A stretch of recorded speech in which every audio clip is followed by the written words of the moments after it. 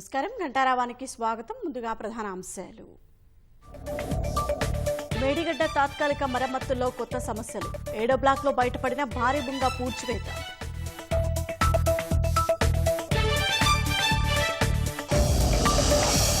తెలుగు రాష్ట్రాల్లో పెరగనున్న ఇంజనీరింగ్ సీట్లు. ఒక్కో బ్రాంచ్లో 240 పరిమితిని ఎత్తేసిన ఏఐసిటిఈ.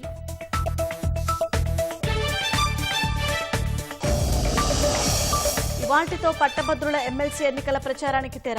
బరిలో మరింత జోరు పెంచిన ప్రధాన పార్టీలు.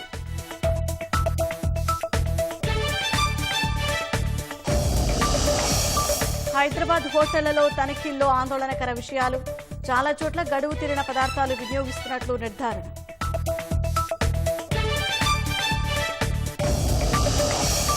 దేశవ్యాప్తంగా కొనసాగుతున్న 6వ విడత ఎన్నికల పోలింగ్. 58 ఎంపీ స్థానాలకు బరిలో 889 మంది అభ్యర్థులు.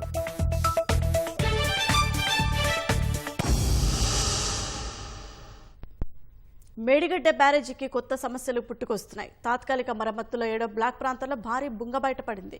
దీంతో పాటు మరికొన్ని చిన్నవి ఏర్పడినట్లు తేలింది. వీటిని ఇంజనీరింగ్ అధికారులు పూడ్చివేశారు.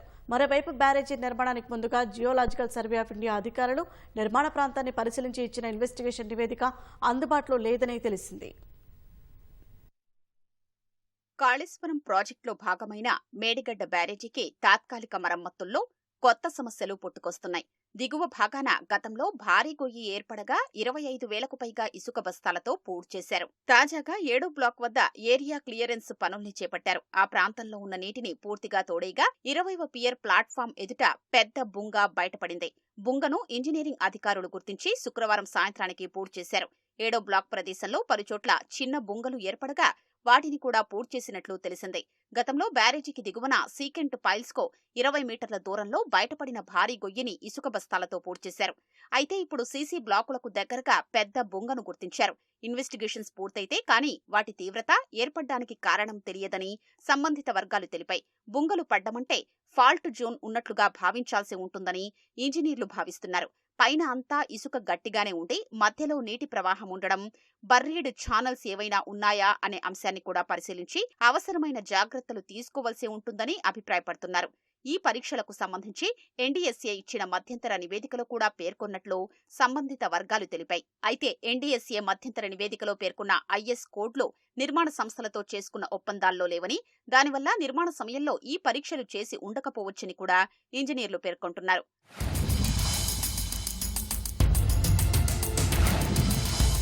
మరోవైపు బ్యారేజీ నిర్మాణానికి ముందుగా జియోలాజికల్ సర్వే ఆఫ్ ఇండియా అధికారులు నిర్మాణ ప్రాంతాన్ని పరిశీలించి ఇచ్చిన ఇన్వెస్టిగేషన్ నివేదిక అందుబాటులో లేదని తెలిసింది. అసలు జీఎస్ఐతో సర్వే చేయించారా లేదా అనే దానిపై కూడా స్పష్టత లేదని అధికారులు భావిస్తున్నారు.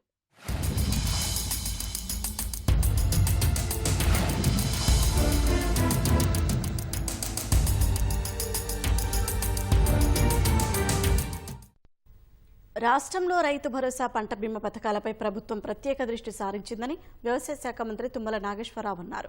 సచివాలయంలో అఖిల భారత కిసాన్ కాంగ్రెస్ ఉపాధ్యక్షుడు కోదండరెడ్డి సహా పలువురు నేతలు మంత్రితో భేటీ అయ్యారు. ఈ ఏడాది వానాకాలం నుంచి ప్రభుత్వం అమలు చేయనున్న రైతు భరోసా పంటల బీమా పథకాల విధి విధానాలపై విస్తృతంగా చర్చించారు. రాష్ట్రంలో ఆదర్శ రైతులు, రైతు సంఘాల ప్రతినిధులతో ఇప్పటికే ఉమ్మడి జిల్లాల పరిధిలో వ్యవసాయ శాఖ, అనుబంధ శాఖల అధికారులతో సదస్సులు నిర్వహించడం జరిగిందని అన్నారు. ఆ సదస్సుల ద్వారా రైతులు వెలువచ్చిన సందేహాలు, అభిప్రాయాలను క్రోడీకరించి నివేదిక తెప్పించుకోవడం జరుగుతుందని ప్రస్తావించారు. ఆయా పథకాల అమలుకు ముఖ్యమంత్రి రేవంత్ రెడ్డి అధ్యక్షతన మంత్రివర్గ సమావేశంలో విస్తృతంగా చర్చిస్తామన్నారు. రాష్ట్ర రైతాంగానికి అధిక ప్రయోజనం చేకూర్చేలా తుది నిర్ణయం తీసుకోవడం జరుగుతుందని మంత్రి స్పష్టం చేశారు.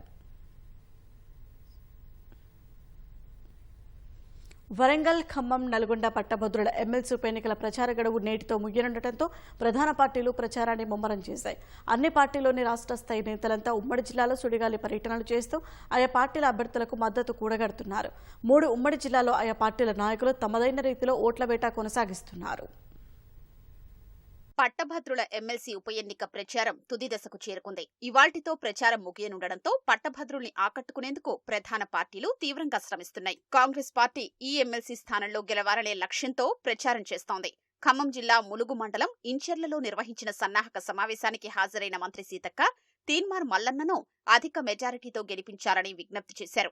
ఎన్ని ఇబ్బందులైనా, ఎన్ని కేసులు పెట్టినా, ఎన్ని జైళ్లైనా కూడా అదనకుండా ప్రజా తొత్తుకై ప్రశ్నించినటువంటి మల్లన్నకు ఈ రోజు కాంగ్రెస్ పార్టీ తరపున అదే విధంగా వామపక్షాల తరపున మరి వారికి సంపూర్ణ మద్దతు ఇచ్చి ఎమ్మెల్సీగా నిలబెట్టినందుకు మన అధిష్టానానికి మరి మిత్రపక్షాలకు కూడా పేరు పేరున హృదయపూర్వక నమస్కారాలు, ధన్యవాదాలు తెలియజేస్తా ఉన్నా. గతంలో చూస్తే మన రాష్ట్ర అధ్యక్షుడిగా ఉన్నటువంటి రేవంత్ రెడ్డి గారిని కూడా ఈ రోజు ఎట్లయితే మల్లన్న రేపు గెలవబోతున్నాడని తెలిసి మరి ఎట్లయితే మాట్లాడుతున్నారో బ్లాక్ మెయిలర్ అని ఇంకోటని అయ్యా కేసీఆర్, కేటీఆర్, హరీష్ రావు మీకంటే ఈ దేశంలో బ్లాక్ మెయిలర్ ఎవరున్నారని నేను అడుగుతున్నా. ఈసారి పట్టభద్రులు పోయినసారి జరిగినటువంటి పొరపాటును గ్రహించారు కాబట్టి ఈసారి ఖచ్చితంగా కాంగ్రెస్ పార్టీ అభ్యర్థిగా నిలబడుతున్నటువంటి నాకు ఖచ్చితంగా మొదటి ప్రాధాన్యతోటేసి గెలిపించి మొదటి ప్రాధాన్యతతోటే గెలుస్తా అని చెప్పి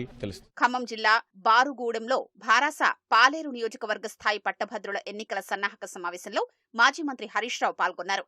అమలుకు సాధ్యం కాని హామీలతో అధికారంలోకి వచ్చిన కాంగ్రెస్ కు పట్టభద్రులంతా ఓటుతో గుణపాఠం చెప్పారని కోరారు. నల్గొండ జిల్లా దేవరకొండలోని పట్టభద్రుల సమావేశంలో పాల్గొన్న భారాస కార్యనిర్వాహక అధ్యక్షుడు కేటీఆర్ విద్యార్థులు, నిరుద్యోగుల సమస్యలపై పోరాడే రాకేష్ రెడ్డిని గెలిపించారని కోరారు. కాంగ్రెస్ ప్రభుత్వం పడిపోదు, కానీ బీఆర్ఎస్ తెలిస్తే ఒక లాభం మీకు, మాకంటే ఒక లాభం మీకు. ఏంటిది? రేపటి రోజున శాసన మండలిలో, శాసనసభలో ప్రభుత్వం గల్లా పట్టుకొని ఏమైనా 2 లక్షల ఉద్యోగాలు ఎక్కడ నోటిఫికేషన్లు అడిగే సత్తా మాకు వస్తుంది. మీరు గెలిపించే రాకేష్ రెడ్డికి వస్తుంది. రేపటి రోజున రైతు బిడ్డల్లో మీరు ఒకవేళ ఓటేసి మాకు గెలిపిస్తే ఏమైందంటే రైతు భరోసా ఏమైంది, రుణమాఫీ ఏమైంది, క్వింటాల్ 500 బోనస్ ఏమైంది అని అడిగే సత్తా మాకు వస్తుంది. మా ఆడబిడ్డల తరఫున గొంతు విప్పి ఏమైంది మరి ప్రధాన ప్రతిపక్షంగా అడుగుతున్నాం. 2520 స్కూటీ ఏది, కులం బంగారం ఏది, ముసలోళ్ళకి ఇస్తున్న 4000 ఏది అని చెప్పి నిలదీసే అవకాశం, అధికారం మాకు వస్తుంది. ఒక్క మాటకు నేను విజ్ఞప్తి చేస్తాను. ఈ ఎన్నికల్లో పార్టీలను మాత్రమే కాకుండా అభ్యర్థులను కూడా చూడవలసిన బాధ్యత. ఇక్కడ విద్యావంతులు, ఇక్కడ సమాజానికి టార్చ్ బేరర్స్ మీరు. హైదరాబాద్ జాయింట్ క్యాపిటల్ పెట్టారు. ఇప్పుడు మళ్ళా కొత్తగా స్టార్ట్ చేసిండ్రు. ఇంకా 10 ఏళ్ళు జాయింట్ క్యాపిటల్ పెట్టాలన్నా అప్పుడే కేసీఆర్ ఒప్పుకోలే. 10 ఏళ్ళు ఏంటండి, కావాలంటే 5 ఏళ్ళు పెట్టుకోండి అన్నారు. కానీ ఇదే కాంగ్రెస్ పార్టీ 10 ఏళ్ళు ఆంధ్రాకు, తెలంగాణకు జాయింట్ క్యాపిటల్ గా హైదరాబాద్ పెట్టారు. మళ్ళీ ఇప్పుడు స్టార్ట్ చేసిండ్రు. ఇంకా 10 ఏళ్ళు పెంచాలనా? మన హైదరాబాద్ మనకు దక్కాలంటే, హైదరాబాద్ మీద పూర్తి హక్కులు మనకు రావాలంటే ప్రశ్నించే గొంతు రాకేష్ ని గెలిపియండి, పెంచకుండా మేం కొట్లాడతాం. మహబూబాబాద్ లోని పట్టభద్రుల ఎమ్మెల్సీ నియోజకవర్గ ఆత్మీయ సమ్మేళనానికి భాజపా సీనియర్ నేత ఈటల రాజేందర్ హాజరయ్యారు. పట్టభద్రులంతా ఎమ్మెల్సీ అభ్యర్థి గుజ్జుల ప్రేమేందర్ రెడ్డికి ఓటేసి గెలిపించారని విజ్ఞప్తి చేశారు. పట్టభద్రుల ఎమ్మెల్సీ ఎన్నికల ప్రచారంలో భాగంగా హనుమకొండలో జరిగిన మేధావుల సమావేశంలో పాల్గొన్న భాజపా జాతీయ ఉపాధ్యక్షురాలు డీకే అరుణ కాంగ్రెస్ పై విమర్శలు గుప్పించారు. ఏ రాజకీయ నాయకులకు అంతుపట్టని అంతుచిన్నటువంటి రిజల్ట్ రేపు రాబోతుందని చెప్పి మాట్లాడుతున్నారు. ఖమ్మం మాది అని చెప్పగలిగే దమ్ము ఏ పార్టీకి లేదు, ఏ నాయకుడికి లేదు. అది చెప్పగలిగే దమ్ము, అది చెప్పగలిగే ధైర్యం, చెప్పగలిగే హక్కు మహబూబాబాద్ పార్లమెంట్ పరిధిలో ప్రజలకు మాత్రమే ఉంటుంది. అది చెప్పగలిగే దమ్ము, ధైర్యం, హక్కు ఖమ్మం ప్రజలకు మాత్రం తప్ప వేరే వాళ్ళకు కూడా ప్రసక్తి లేదు. నేను చాలా సందర్భంగా చెప్తా ఒక మాట, నాయకులు ఎప్పుడు చరిత్ర నిర్మాతలు కావు, ప్రజలే చరిత్ర నిర్మాతలు. వికసిత్ భారత్ సంకల్పంతో వారు ఒక సంకల్పాన్ని తీసుకొని ఒక కమిట్మెంట్తో ఈ భారతదేశాన్ని ఎట్టి పరిస్థితుల్లో 2047 కల్లా ప్రపంచ దేశాలలో విశ్వగురువుగా నిలబెట్టాలన్నటువంటి ధ్యేయంతో వారు ఏదైతే పనిచేస్తున్నారో వారి ధ్యేయానికి మనం అంతా మద్దతు ఇవ్వాల్సినటువంటి అవసరం ఉంది. అది ఏ ఎన్నికైనా చిన్న ఎన్నిక, పెద్ద ఎన్నిక అనేది కాకుండా అది ఏ ఎన్నికైనా వారికి మద్దతు ఇవ్వాల్సినటువంటి అవసరం ఉంది. వరంగల్, ఖమ్మం, నల్గొండ ఎమ్మెల్సీ నియోజకవర్గాల్లోని ప్రభుత్వ ఉద్యోగులకు ఈ నెల 27న ప్రత్యేక క్యాజువల్ సెలవు ఇవ్వాలని రాష్ట్ర ఎన్నికల ప్రధానాధికారి ఉత్తర్వులు జారీ చేశారు. ఎమ్మెల్సీ ఎన్నికల్లో ఓటు వేసేందుకు 3 నియోజకవర్గాల్లోని కేంద్ర రాష్ట్ర ప్రభుత్వ ఉద్యోగులకు ప్రత్యేక సీఎల్ ఇవ్వాలని స్పష్టం చేశారు. ఎమ్మెల్సీ ఎన్నికలకు ప్రైవేటు ఉద్యోగులకు సెలవు ఇవ్వాలని చట్టంలో లేదు కాబట్టి తగిన ఏర్పాట్లు చేయాలని జిల్లా ఎన్నికల అధికారులకు సీఈఓ సూచించారు. ప్రైవేట్ కంపెనీలు, వ్యాపార సంస్థలు తమ సిబ్బంది ఓటు వేసి వచ్చేందుకు అనుమతి ఇవ్వాలని రాష్ట్ర ఎన్నికల ప్రధానాధికారి వికాస్ రాజ్ కోరారు. తెలుగు రాష్ట్రాల్లో ఈ ఏడాది ఇంజనీరింగ్ సీట్లు భారీగా పెరిగే అవకాశం ఉంది. అఖిల భారత సాంకేతిక విద్యా మండలి ఏఐసిటిఈ ఈ విద్యా సంవత్సరం నుంచి సీట్ల పరిమితిని ఎత్తివేయగా కళాశాలల యాజమాన్యాలు అదనపు బ్రాంచీలకు అనుమతులు తీసుకుంటున్నాయి. మౌలిక సదుపాయాలు, అధ్యాపకుల ఆధారంగా అదనపు కోర్సుల ఏర్పాటుకు ఏఐసిటిఈ అనుమతులు ఇస్తుండగా చాలా కళాశాలలు దరఖాస్తు చేశాయి. కొన్ని కళాశాలలకు ఇప్పటికే అనుమతులు లభించాయి. ఇప్పటి వరకు ఉన్న విధానం ప్రకారం ఒక బ్రాంచీలో గరిష్టంగా 240 సీట్లకే పరిమితి ఉంది. ఇప్పుడు ఈ పరిమితిని ఏఐసిటిఈ తొలగించింది. స్థూల ప్రవేశాల నిష్పత్తి పెంచడం, డిమాండ్, సీట్ల మధ్య అసమతుల్యతను తగ్గించడం పేరుతో జాతీయ విద్యా విధానం 2020కు అనుగుణంగా ఇంజనీరింగ్లో అదనపు సీట్లకు ఏఐసిటిఈ అనుమతులు ఇస్తోంది. దీంతో చాలా కళాశాలలు 3 నుంచి 6 సెక్షన్లు పెంచుకునేందుకు దరఖాస్తులు చేశాయి. మౌలిక సదుపాయాల పరిశీలనను ఏఐసిటిఈ ఆన్లైన్, ఆఫ్లైన్ విధానంలో చేసిస్తోంది. అప్పుడు స్వయం ప్రతిపత్తి ఇతర ఇంజనీరింగ్ కళాశాలల్లోనూ సీట్లు భారీగా పెరిగితే నాణ్యత లేని కళాశాలల్లో ప్రవేశాలు తగ్గిపోతాయి. పూర్తి ఫీజు రియంబర్స్మెంట్ పథకం ఉంటే ఎక్కువ మంది విద్యార్థులు మంచి కళాశాలలకే ప్రాధాన్యమిచ్చే అవకాశం ఉంటుంది. Computer science, engineering, CSC demand అధికంగా ఉండడంతో కళాశాలలు దాదాపుగా ఇందులోనే అదనపు సెక్షన్లకు దరఖాస్తు చేశాయి. కొన్ని సిఎస్సితో పాటు ఈసీఈకి అనుమతులు తీసుకుంటున్నాయి.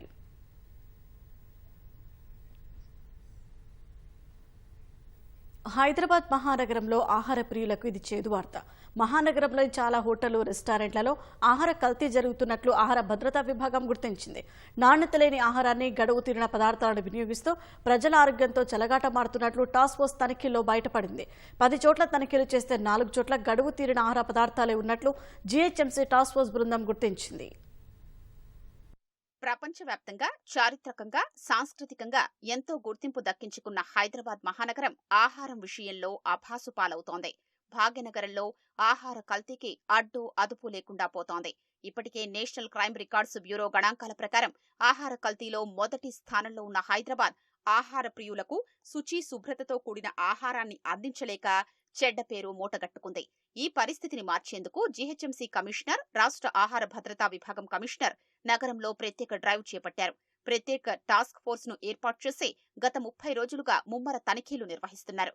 తనిఖీల్లో నగరంలోని పెద్ద పెద్ద హోటల్స్, రెస్టారెంట్లు, సూపర్ మార్కెట్లలోని డొల్లతనం బయటపడింది. 10 చోట్ల పరిశీలిస్తే కనీసం 3 చోట్ల గడువు తీరిన ఆహార పదార్థాలు, పాడైపోయిన ఆహారం కనిపించడం ఆహార భద్రతా విభాగం అధికారుల్ని కంగుతినేలా చేసింది. నాణ్యత లేని కల్తీ ఆహార పదార్థాల్ని గుర్తించి 24 మందిపై అధికారులు క్రిమినల్ కేసులు నమోదు చేశారు. మరికొంతమందికి షోకాజ్ నోటీసులు ఇచ్చి జరిమానాలు విధించారు.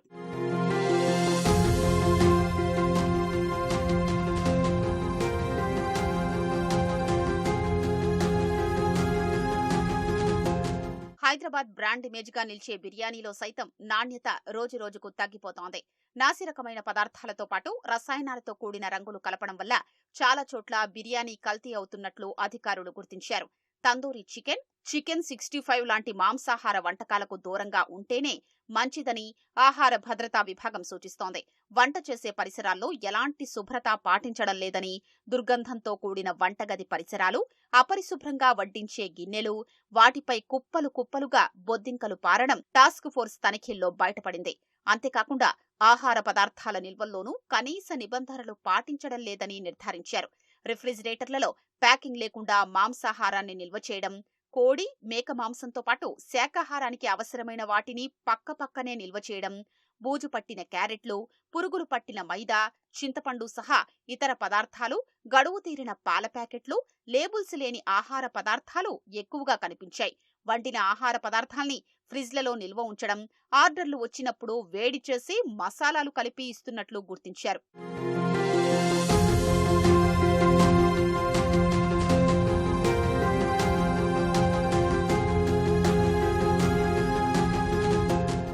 నగరంలో ఆహార కల్తీకి, నాణ్యతకు సంబంధించి జీహెచ్ఎంసీ ఫుడ్ సేఫ్టీ విభాగానికి రోజుకు 100కు పైగా ఫిర్యాదులు వస్తున్నాయి. వాటిలో ఎక్కువగా శేరిలింగంపల్లి జోన్ ఐటీ కారిడార్లోని ఐటీ ఉద్యోగుల నుంచే వస్తున్నాయని ఆహార భద్రతా విభాగం అధికారులు చెప్తున్నారు.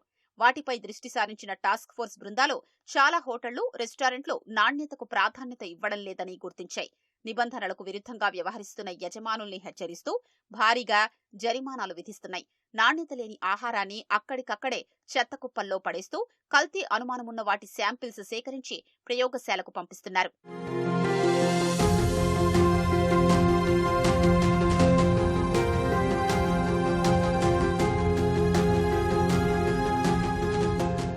జీహెచ్ఎంసీ పరిధిలో గతేడాది 14,889 నమూనాలు సేకరించగా వాటిలో 3,809 నమూనాలు సేకరించిన హోటళ్లకు నాణ్యత మెరుగుపర్చుకోవాలని సూచించారు. 2,534 శాంపిళ్లు నాణ్యత లేదని గుర్తించారు. 311 ఆహార నమూనాల్లో భారీగా కల్తీ ఉన్నట్లు నిర్ధారించారు. ఈసారి తనిఖీల్లోనూ భారీగానే శాంపిల్స్ సేకరిస్తున్న అధికారులు కల్తీ ఆహారాన్ని నియంత్రించడమే లక్ష్యంగా ముమ్మరంగా తనిఖీలు నిర్వహిస్తున్నారు.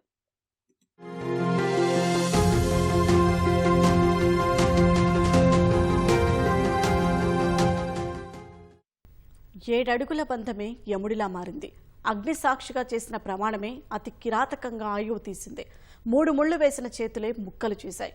కనికరం లేకుండా కట్టుకున్న భార్యను కడతేర్చడమే కాకుండా ప్రమాదంగా చిత్రీకరించేందుకు నానా ప్రయత్నాలు చేశాడు. ఈ నెల 4న హైదరాబాద్లో జరిగిన ఈ దుర్ఘటన కుటుంబ సభ్యుల ఆందోళనతో ఆలస్యంగా వెలుగులోకి వచ్చింది. ఆంధ్రప్రదేశ్ ప్రకాశం జిల్లా కనకమెట్లకు చెందిన రంగనాయకులు లక్ష్మీ దంపతుల 3వ కుమార్తె మధులతకు అదే జిల్లా దర్శికి చెందిన పరకార నాగేంద్ర భరద్వాజ్తో 4 ఏళ్ల క్రితం వివాహం జరిగింది. వీరికి ఓ బాబున్నాడు.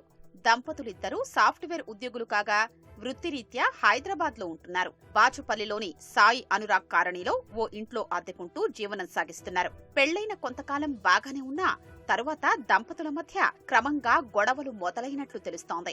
ఈ క్రమంలోనే ఈ నెల 4న భార్యాభర్తల మధ్య మరోసారి గొడవ జరగ్గా విచక్షణ కోల్పోయిన నాగేంద్ర మధులతపై దాడి చేసి అతి కిరాతకంగా హత్య చేశాడు.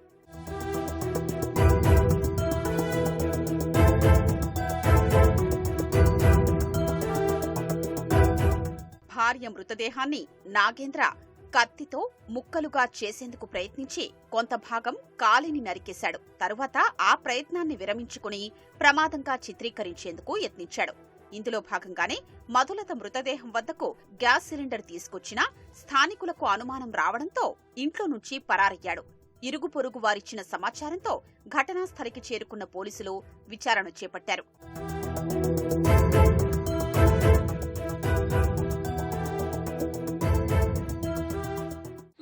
పంపించామండి అమ్మాయిని. వెళ్ళిన దగ్గర నుంచి కూడా బాగున్నట్టే ఉంటాడు, కానీ మనీ దగ్గర మళ్ళీ పేర్చేది. పిచ్చి అతనికి వాళ్ళ అమ్మ నాన్నలకి అమ్మాయి దగ్గర ఏమీ ఉంచరు. ఏం చేశాడో ఈ వెళ్ళిన దగ్గర నుంచి డబ్బు గురించే గొడవలు జరుగుతున్నాయని మాకు చిన్నవి చెప్పేది, కానీ ఇంత పెద్దది ఇట్లా చేస్తాడని మేము ఊహించలేదండి. మేము కూడా సమ్మర్ హాలిడేస్కి ఊరెళ్ళున్నాము. ఈ టైంలో May 4th నైట్ నాకు కాల్ వచ్చిందండి పోలీసుల దగ్గర నుంచి. మేమేం చేయగలుగుతామండి, చంపేశారండి మీ చెల్లెం చెప్తే. కానీ ఎంత క్రూరంగా చంపాడండి. ఈ సమాజంలో తిరిగే మామూలు వ్యక్తి, ఒక సాఫ్ట్వేర్ ఇంజనీరు ఇంత క్రూరమైన పని చేయగలుగుతాడండి.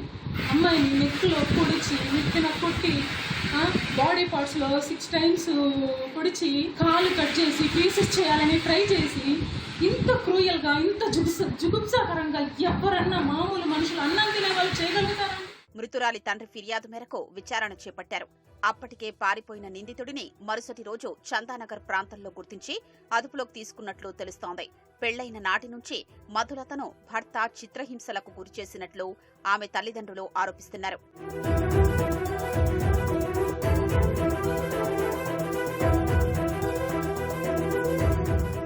మేము అమ్మాయికి 4 సంవత్సరాల క్రితం పెళ్లి చేసాం.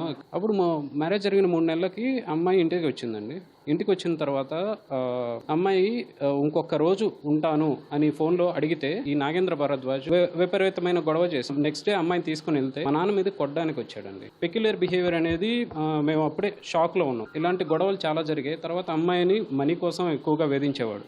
వచ్చిన శాలరీ మొత్తం అడిగేవాడు. ఎక్స్ట్రా మీ ఇంటి దగ్గర నుంచి నాకు మనీ కావాలి, ఈ ప్రాపర్టీ కొనాలి, ఇలా స్థలాలు కొనాలి అని అడిగేవాడు. కొన్ని ఇన్సిడెంట్స్లో కత్తి తీసుకొచ్చాడండి. ఈ విషయాలన్నీ మాకు జరిగినప్పుడు ఎంబటే తెలియలేదు. అమ్మాయిని చెప్పనివ్వడు కూడా. డబ్బులు బంగారు ఇచ్చి పెళ్లి చేశాము, అవి చాలా ఇంకా తీసుకురమ్మని అడిగేవాళ్ళు. అమ్మాయి దగ్గర అసలు డబ్బులు ఉంచేవాళ్ళు కాదు. 1,00,000 పైనే వస్తుంది శాలరీ, కానీ అమ్మాయి దగ్గర అసలు ఉంచేవాళ్ళు కాదు. ఇంకా తీసుకురా అది ఇదని ఏదో గొడవలు పెట్టేవాళ్ళు. చీటీ మాటి గొడవలతోటి అమ్మాయిని చాలా సార్లు నేను అక్కడికి వెళ్ళినప్పుడు కూడా కొట్టేవాళ్ళు. ఆ అబ్బాయి కొట్టాడు, వాళ్ళ అత్త మామ కొట్టారు, చాలా సార్లు తిట్టారు. ఇవన్నీ బాధ అమ్మాయి నా ఫోన్లో నాకు చెప్పుకునేది. ఈ నెల 4న అర్ధరాత్రి ఈ ఘటన చోటు చేసుకోగా దాదాపు 20 రోజుల వరకు ఈ ఉదంతం వెలుగులోకి రాలేదు.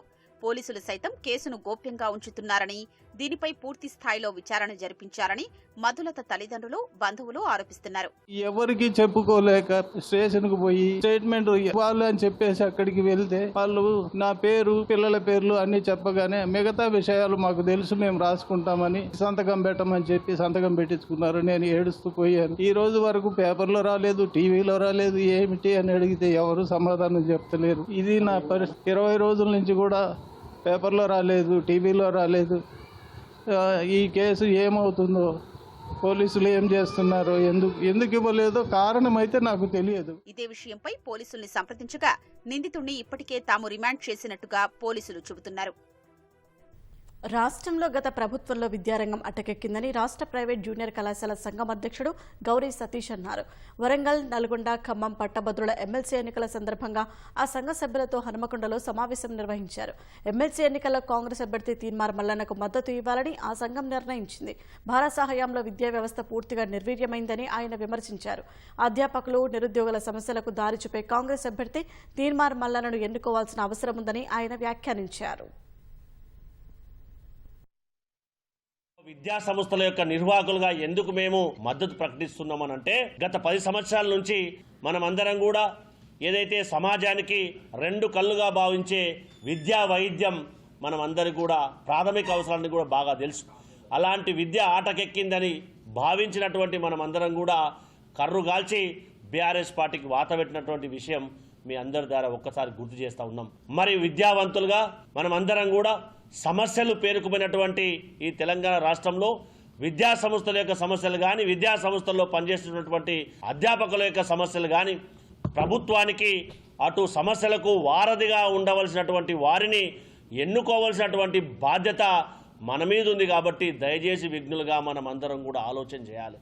ప్రజల గొంతుకై విద్యార్థుల, నిరుద్యోగుల, ఉద్యోగుల, ప్రజల, రైతుల సమస్యలను నిత్యం తనే వారి ఒక సేవకునిగా పనిచేస్తున్నటువంటి తీన్మార్ మల్లన్నను గెలిపేయడం అనేది మన 3 జిల్లాల్లో ఉన్నటువంటి విజ్ఞులైనటువంటి ఈ గ్రాడ్యుయేట్స్ అత్యధిక మెజారిటీతో గెలిపియాలని, అందులో భాగంగా ఇవాళ ప్రైవేటు జూనియర్ కళాశాల యాజమాన్యం ముందుకొచ్చినందుకు మరొకసారి వాళ్ళకి ధన్యవాదాలు తెలియజేస్తూ, భద్రాచలం రాములవారి అనుబంధ ఆలయమైన శ్రీ యోగానంద లక్ష్మీ నరసింహస్వామి రథోత్సవం వేడుక కనుల పండుగగా జరిగింది. స్వామివారికి జరుగుతున్న తిరుకళ్యాణ మహోత్సవాల్లో భాగంగా రథోత్సవాన్ని ఘనంగా నిర్వహించారు. ఈ కార్యక్రమంలో భక్తులు పెద్ద ఎత్తున పాల్గొని స్వామివారి సేవలో తరించారు.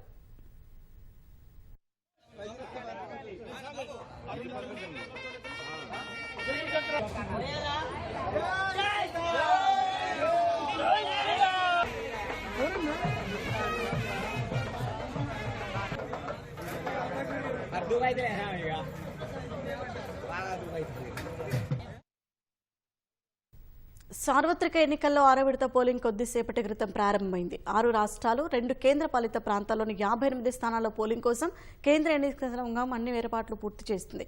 ఈ స్థానాల్లో పోటీ చేస్తున్న 889 మంది అభ్యర్థుల భవితవ్యాన్ని 11.13 కోట్ల మంది ఓటర్లు ఈవీఎంలలో నిక్షిప్తం చేస్తున్నారు. ఇందుకోసం 1.14 లక్షల పోలింగ్ కేంద్రాలను ఏర్పాటు చేసింది. ఈ విడతలో హర్యానాలో 10, దేశ రాజధాని ఢిల్లీలో 7 సీట్లు ఉన్నాయి. ఉత్తరప్రదేశ్లో 14, బీహార్లో 8, జమ్మూ కాశ్మీర్లోని అనంతనాగ్, రౌజౌరి లోక్సభ స్థానాలు ఉన్నాయి.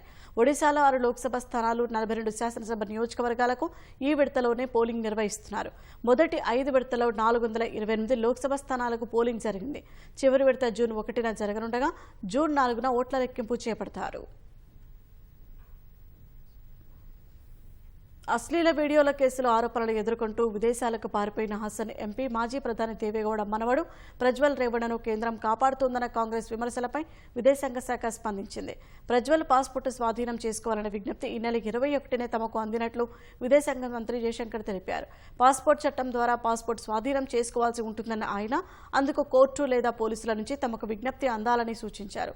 కర్ణాటక నుంచి ఆ విధమైన విజ్ఞప్తి ఈ నెల 21న అందినట్లు విదేశాంగ మంత్రి తెలిపారు. విజ్ఞప్తి అందిన వెంటనే ప్రక్రియ ప్రారంభించినట్లు జయశంకర్ వివరించారు.